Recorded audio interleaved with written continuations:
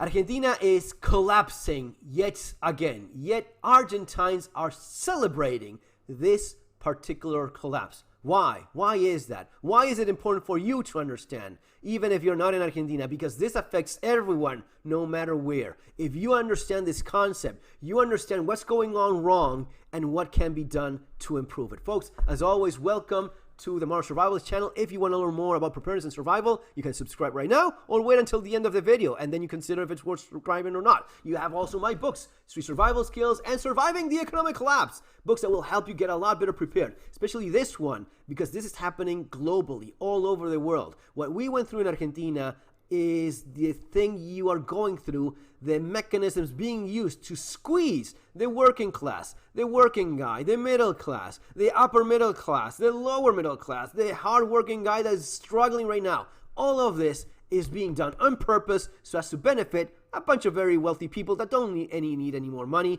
but still they want it. And these are books through survival skills, a ton of valuable survival and preparedness information, a lot of using firearms, self-defense, things that are super necessary. You will have them in the links below. Thank you guys that have left reviews. And if you haven't bought them already, I don't even know what you're doing here. Go buy them right now. Why are we celebrating a collapse in Argentina?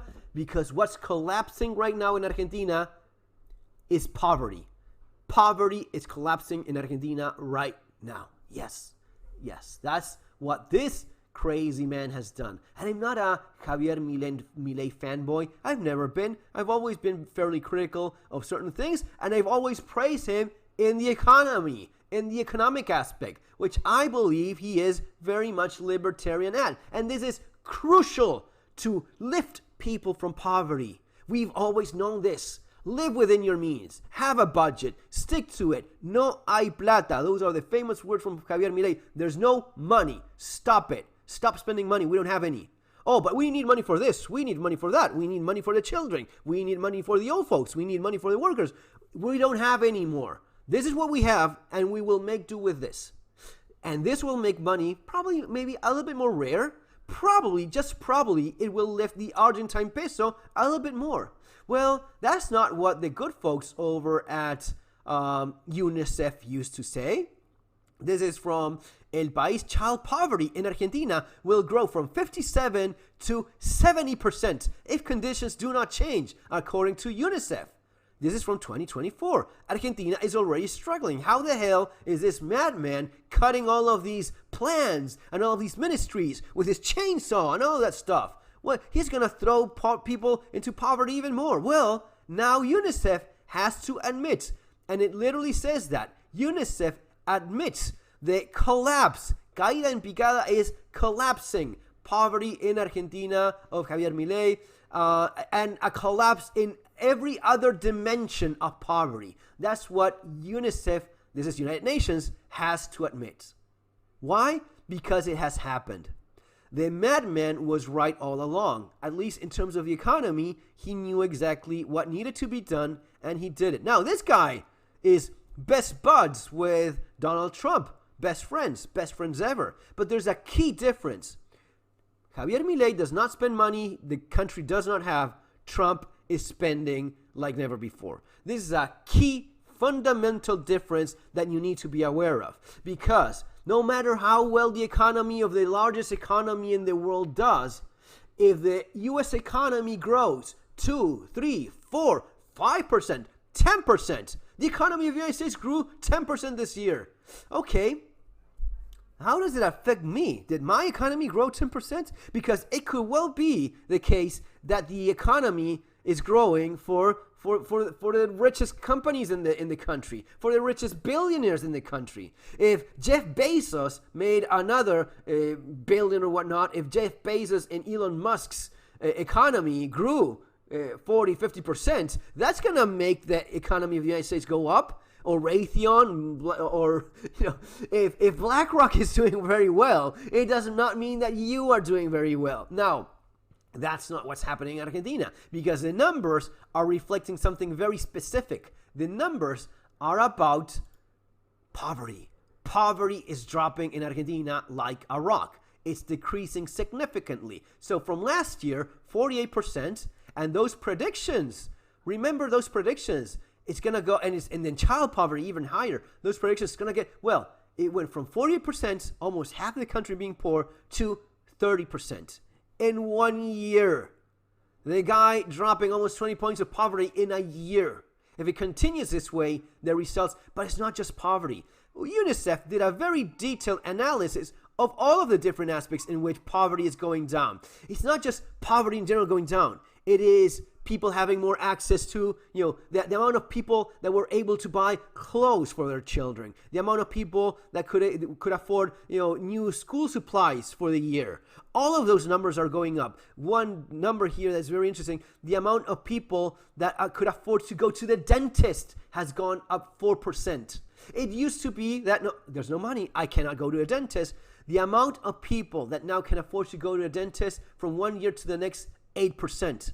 These are the numbers that matter, not if Elon Musk is making more money or if Amazon is making another billion and the economy of my country is growing. How is the economy of the people going? How is the economy of the poor people, of the middle class, of the upper middle class? I'm not all that worried for billionaires. I assume they will be just fine. But you need to understand this mechanism by which, and you know why Javier Milei always refuses to print money, to use that mechanism? Because he knows that every damn peso you print or every damn US dollar you print destroys the purchasing value of that currency. And it's not Elon Musk or Jeff Bezos or Donald Trump that's going to be affected by this. It is you.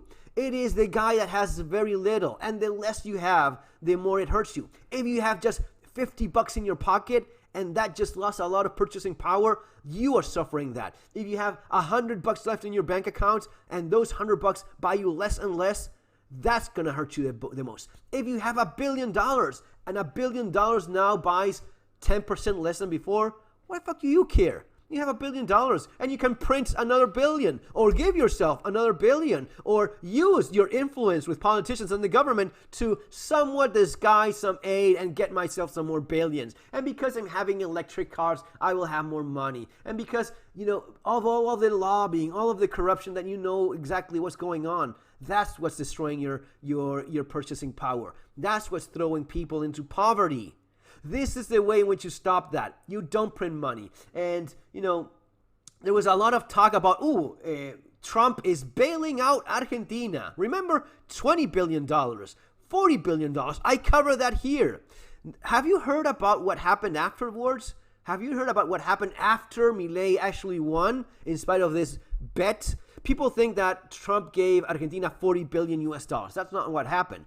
What Trump did, or more likely Scott Bessent, because he had his own interest there, is I agree to a swap. I agree to swap 40 billion US dollars for your Argentine pesos. But guess what happens when the Argentine peso goes up?